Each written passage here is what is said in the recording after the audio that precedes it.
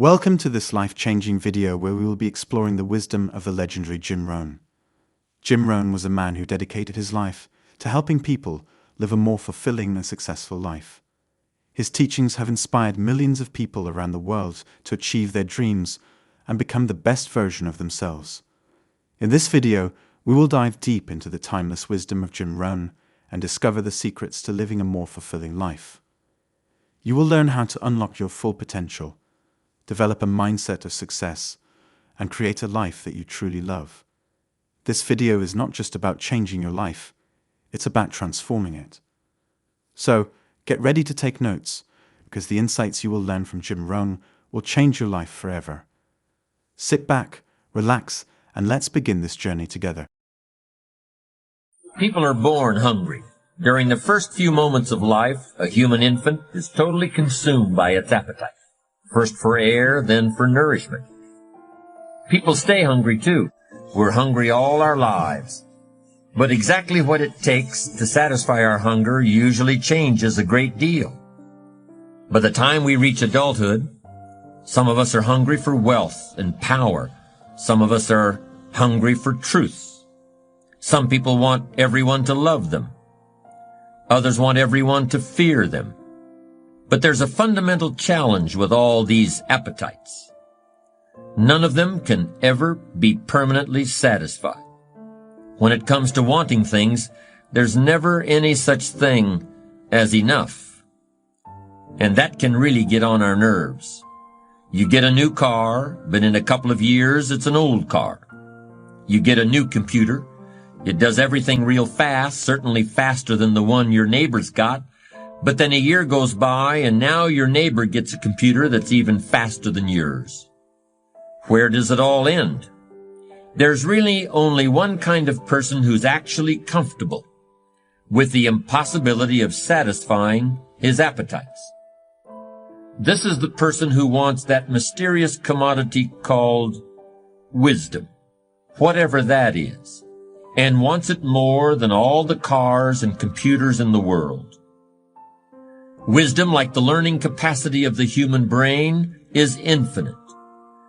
There will always be more to know, and there will always be plenty of room in your brain for everything you learn.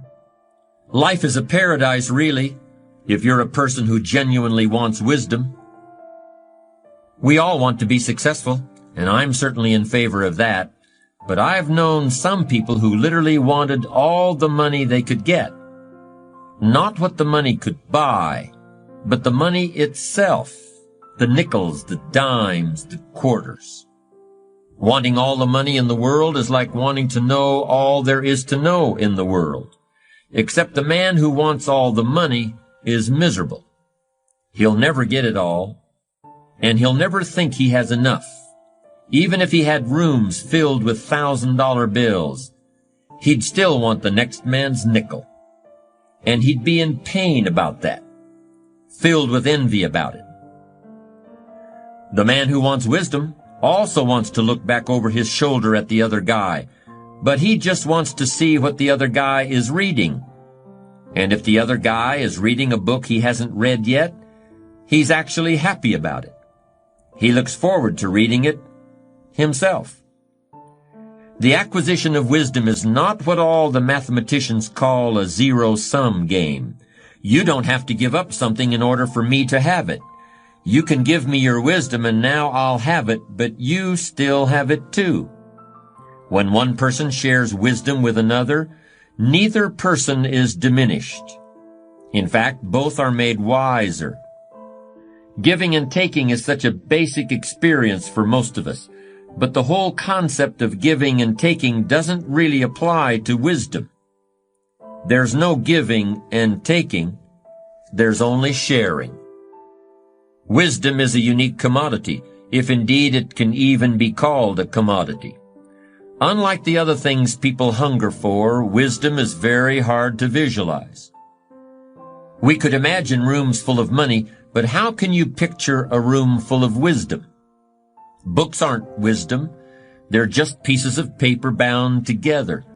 Books can help create wisdom in people's mind, but if you look inside their heads, you won't find any wisdom there. So what is it anyway? To most people, wisdom seems like something in a distant country, as if it were on a tropical island somewhere. Few people, if any, have ever seen it, but it's something that everybody's heard reports about. But almost everybody believes wisdom exists, even if they've never seen it. In that sense, wisdom is almost like God, except it isn't a divine quality, it's a human quality. A very rare, very precious human quality. Ask anybody and they will probably tell you that there is such a thing as wisdom. Furthermore, that person will also tell you that he or she hopes someday to become wise. Ask the same person how to become wise, how to get wisdom, and if that person has some wisdom in him, he probably will just smile or nod or tell you to live and look around you and think about what you see and hear. There was once a man who was a great investment banker, one of the foremost in the world in his profession. He was born in poverty in Europe, was completely self-taught, and had used brains and guts to make a tremendous fortune. Many listened in fascination to this man telling the story of his life, and then would say, "Sir, you should write a book that would sum up all you've learned about the world and about how to succeed in it." But this great international investment banker just looked and smiled. He said, "Well, I suppose I could do that, but it wouldn't really be much of a book. In fact, I could tell you everything I know in just 15 or 20 minutes. Everything I've come to understand over the course of a lifetime. But what good would it do? These aren't things you can just hear about from someone else or read in a book. Until you've discovered them for yourself, they're just words, just puffs of air or drops of ink on a page. You've got to live in order to learn what I've learned. You've got to arrive at these truths the way you arrive at your destination after a long journey, with that same sense of fulfillment and joy." It's ironic, isn't it? Wisdom is not a thing you can buy, or a course you can take in school, or a degree you can earn. Yet every parent wants his children to attend good schools, and rightfully so. Wisdom is not really something you can get from another person, yet you can gain some wisdom from everyone you meet. Wisdom is something a wise man always feels he needs more of. Yet the true sources of wisdom lie nowhere but within ourselves. There are plenty of people who are too smart for their own good, people who are filled to overflowing with facts and technical knowledge, but who are sadly lacking in human understanding and common sense. We've all met people like that. They score high on all the tests. They get perfect grades in school. They win all the prizes. They often get paid very well to practice their skills, to build things, and write computer programs, and carry on lawsuits, and manage other people's affairs. But go home with one of these whizzes. Look at their lives outside of work, if they have a life outside their work, and you'll find that all sorts of things that regular people know, like the difference between right and wrong, and what's fair, and how to give happiness, and what life is worth, that they haven't even thought about. "What's that got to do with me?" the smart one asks. "What is this thing you call common sense? What is this stuff you call human wisdom? What is this thing you call strong character?" I've seen people who have everything you could possibly want, every object you could dream of, everything you can drive down the street or sail on the ocean or fly through the air. But on the inside, where the real person lives, they're broke. They haven't got anything. They haven't got a clue. The Bible tells us that King Solomon was the wisest man in the whole world. But he was not only the wisest, he was also the richest man in the world. Kings and queens came from all over the world to get Solomon's advice and to admire his riches. In fact, legend has it that Solomon had wives from every nation on earth. And there's no report of any marital disharmony. Not one divorce. Was this a wise man or what? The Bible tells us that when Solomon was just a young man living in the court of King David his father, God told him he would grant him one wish. You know what he wished for? He didn't wish for a kingdom. He didn't wish for great power. He didn't wish for good looks or unlimited pleasure or long life or love or fame or security. Solomon asked God to grant him wisdom. And because he asked for wisdom and none of the other things, God gave him everything else too. The most important difference between you and me and Solomon isn't where or when we were born, or the privileges we have or don't. The difference isn't in our names or our bank accounts, or the positions we hold in life. The difference is Solomon got wisdom by asking God for it. The rest of us must look around us for wisdom, and look for it in everything we read and in everything we do and in everyone we meet. And most of all, we must look for it in ourselves. Perhaps more than any other element of strong character, wisdom is a quality that we must earn and learn on our own. Yes, wisdom is a unique component of character. If you don't have it, nobody can tell you what it is. And if you do have it, probably you'll be wise enough never to say, I'm a wise person. The wisest man in ancient Greece, the greatest philosopher the world has ever known, was a man named Socrates. In fact, Socrates made wisdom his profession. Philosopher means lover of wisdom in ancient Greek. And because he didn't have another job, people were always asking Socrates, so what do you do for a living? He was definitely smart enough to figure out that he had to have an answer, so he made up his own job title, philosopher. But when people asked Socrates what is wisdom, he always gave the same answer, I don't know. In fact, Socrates never claimed to know much of anything, except how to ask questions, and by asking questions, he would prove to other people that they didn't know what they thought they knew or were certain of.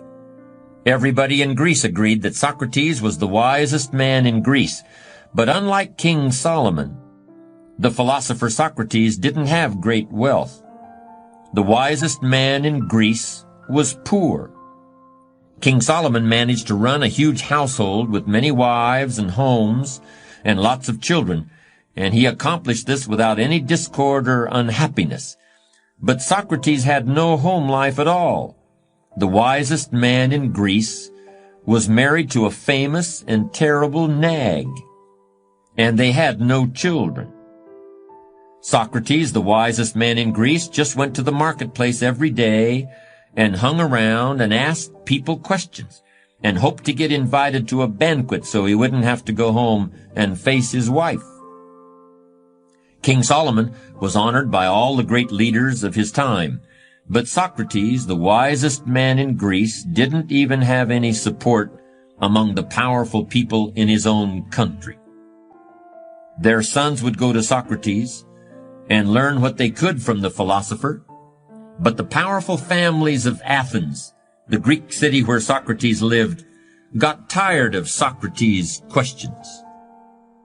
They grew exasperated with the way he was teaching the youth of Greece that nobody knows anything for sure. So they accused the wisest man in Greece of corrupting their children. Instead of honoring the greatest philosopher who ever lived, the Athenians sentenced Socrates to death. Unless he would take back what he taught, unless he would apologize. But Socrates didn't take it back. He didn't apologize. Socrates cheerfully drank down a cup of poison and just sat there calmly saying goodbye to his few faithful students, asking questions the whole time. Solomon and Socrates, Two very wise men, but two very different destinies. Great wisdom is no guarantee of anything, but to those who really care about it, wisdom is its own reward. Socrates could have avoided prosecution as a criminal if he had just admitted he was wrong. And you could make a case that agreeing to be executed when you could avoid it by just saying a few words is not very wise, perhaps not even smart. And you'd be right if it were you or me in that position. But it was the right thing to do for Socrates, because Socrates really knew who he was, and he knew that what gave his life meaning and made it worth living was just this manner he had of asking questions and trying to answer them honestly. After all, what would the rest of your life be like if you were to suddenly become dishonest to yourself? After dedicating yourself so long to honesty and wisdom. Socrates knew who he was and what his life meant, and he understood that even one bit of lip service in his last moments would undo all the good and meaningful questions he'd been asking for more than 70 years. Is that wisdom, you may ask once again? And again I would answer with a question. Like Socrates, wisdom for whom? For you and I, or for the wisest man in Greece? What might be wisdom for you and I, who possibly could live quite happily despite knowing that we had compromised our beliefs, would not be wisdom for someone who had totally dedicated himself to seeking the truth. Know thyself was Socrates' motto. He knew himself well enough to realize that he had to drink that cup of poison, and his character was strong enough so that he was actually able to do it.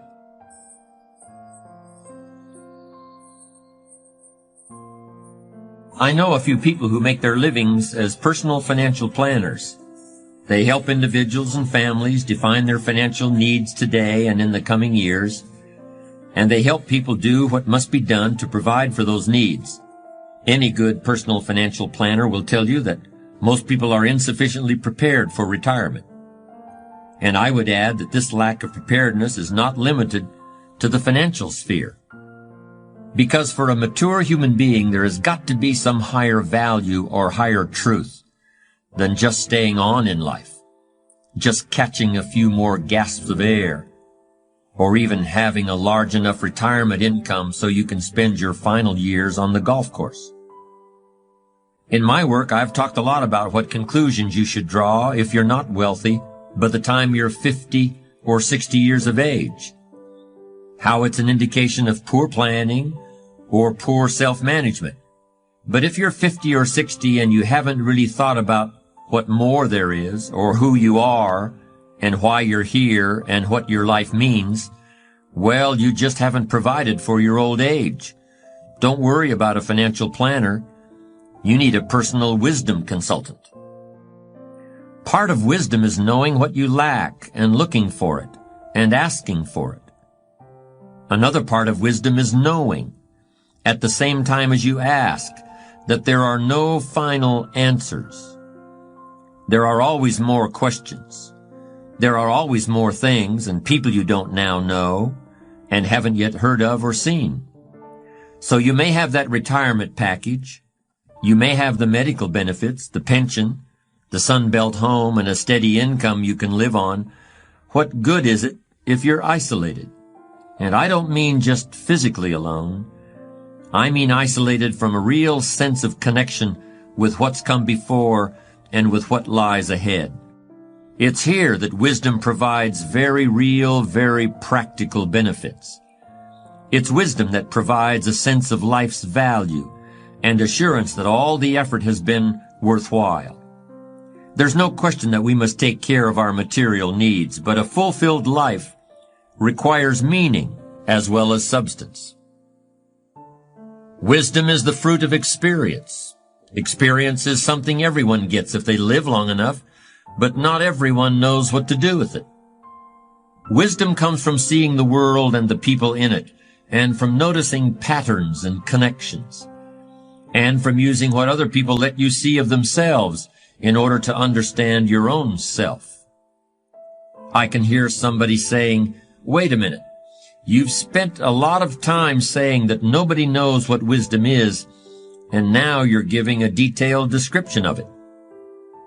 Well, I'm not saying I know what wisdom is. I'm just saying I know where it comes from.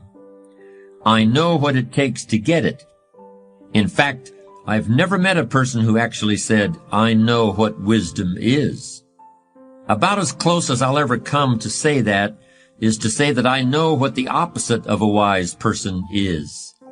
The opposite of a wise person is a fool.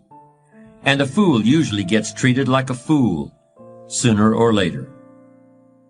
There's a story about a man who spends his whole life traveling to the far corners of the earth to seek out some sage or master or yogi who will tell the meaning of life. The seeker crosses the deserts and oceans. He starves and suffers. And finally he's on his last legs, with his rags blowing off his back in tatters, as he crawls to the mouth of a cave where an old man wearing nothing but a hair shirt and a long gray beard is sitting cross-legged in the snow. "What is the meaning of life?" gasps the seeker of truth. The old yogi suddenly looks very surprised. "What?" he exclaims. "So the meaning of life is what?" I knew a wise man once, a man I'd really come to admire. I wanted very badly to define the essence of his wisdom, to isolate exactly what was the source of his great insight into life. So I finally asked him, "What is it that really makes you different from everyone else?" And he said, "What makes me different is that I can see that we're all the same. Anybody can see the differences between people. Wisdom is understanding how we're really alike." Abraham Lincoln used to say things like that. And in my opinion, he's one of the most admirable individuals in all of history. Lincoln was a man with a very strong sense of right and wrong. He was able to lead this country through the Civil War because he knew that it was just plain wrong for one man to own another as a slave. But he also understood that the man on the other side of the issue, the person across the battle line, was a human being too, with the same hopes and fears and problems as the people on Lincoln's side. Despite all the differences, Lincoln was able to see the essential sameness, the essential oneness. Like Lincoln, Albert Einstein came from humble beginnings, not just financially, but in the way he was looked upon by other people. When he was a young boy, Einstein was thought to be stupid, and he even flunked elementary mathematics. He was always a little distracted, asking questions but not able to put those questions into words. Even when he grew up and got a job in the Swiss patent office, nobody guessed that Einstein was still asking questions that would shake the whole world. After he published his theory of relativity, which laid the foundation of the atomic age, Einstein didn't get a swelled head. He kept asking questions about who we are and why we're here and how the universe is made. Even after he was able to find answers to some of the most profound scientific questions that had ever been put forward, Einstein still remained an essentially humble person, and he never suggested that his answers were the final ones. Why should they be? After all, everything in the universe is subject to change, with the single exception being the speed of light, and Einstein had made that discovery himself. People of wisdom are much more interested in questions than in answers, but foolish people are always coming back to conclusions. Like success, wisdom is a process, not a destination. Am I a wise person? I've been talking so much about wisdom, you must be wondering about my qualifications. I suppose everyone who manages to survive and even prosper to some extent has moments of self-satisfaction, moments when you say to yourself, I've finally got it all figured out once and for all. But usually, something comes along pretty quickly to humble you. I was sitting in an airplane on a flight from Texas to California, and looking out the window at the mountains and the desert far below, I was thinking to myself how, until quite recently in the span of human history, nobody had ever seen anything like this. None of the kings and queens, none of the warriors, none of the wizards. Nobody had ever been able to fly 40,000 feet in the air and look down on the mountains. How powerful we've suddenly become. Today all we have to do is buy an airline ticket, and we can do something that no one back then ever dreamed would be possible. For a moment or two, all this gave me a real feeling of power. It felt really good looking down on everything. But then I thought, wait a minute, can I stop the plane or turn it around? Can I take a walk outside and then come back to my seat? I can't even take a walk around the plane unless the little light tells me it's okay. I can't even feed myself in here. In all my adult life, I've never been less powerful than I am at this very moment. I'm completely helpless. It's that way with wisdom too. When you think you really know something, stop for a second and see if the opposite isn't really true also. Do you think you're rich? Compared to whom? Maybe you're really poor. Do you think you're poor? Compared to whom? Maybe you're really rich. Picture a crowded subway car in New York City. Quite an experience, but not something I would recommend to the faint of heart. Hundreds of complete strangers jammed into a space designed for a third their number. All of them packed tighter than sardines in a little tiny can. Now suppose you're in that situation, and you've been on your feet all day, and you'd really like to sit down. But there are no seats left in the subway car, and you're standing there hanging from that metal bar that hangs from the ceiling. Do you suppose you could come up with something that would convince somebody to give you their seat? That's a pretty good test of wisdom, in my opinion. You'd have to be pretty wise to come up with something like that in a crowded New York subway car. Frankly, I don't think King Solomon could have done it. I don't think Socrates could have done it. I don't even believe that Einstein could have done it. But then it happens. Somebody convinces not just one person, but several people to offer their seat.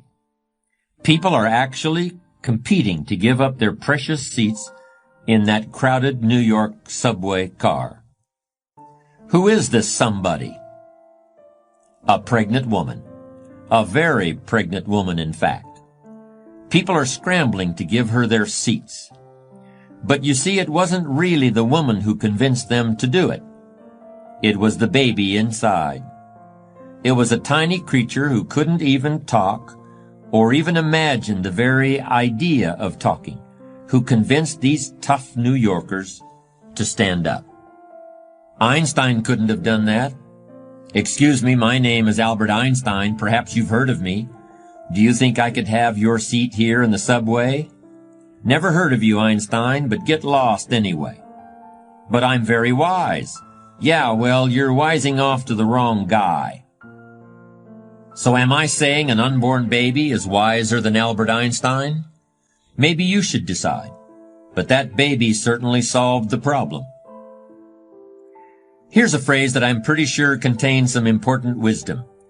If you've reached the point in life where you feel you've got all the answers, you better start asking some different questions.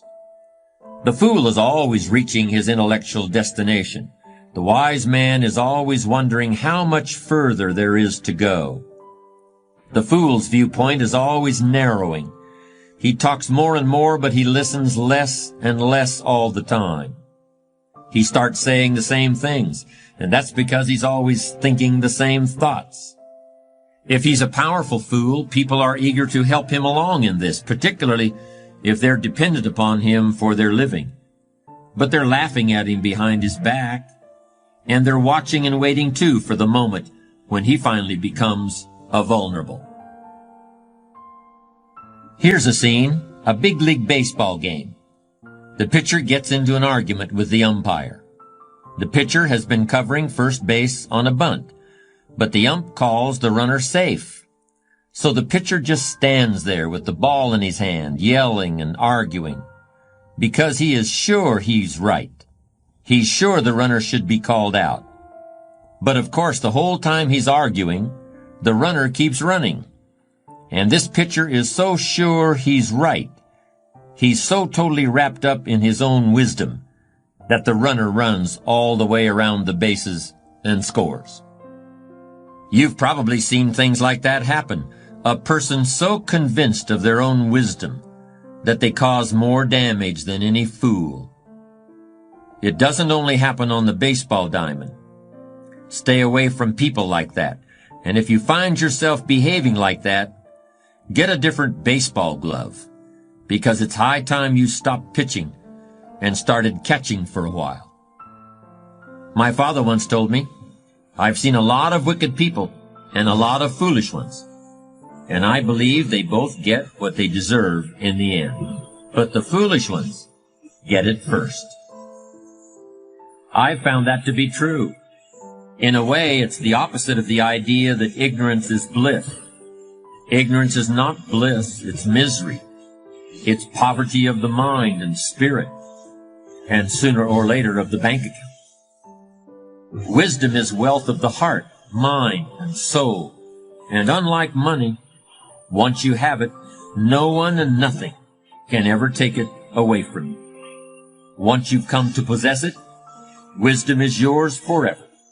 And even when you pass it on to others, your own store of it grows.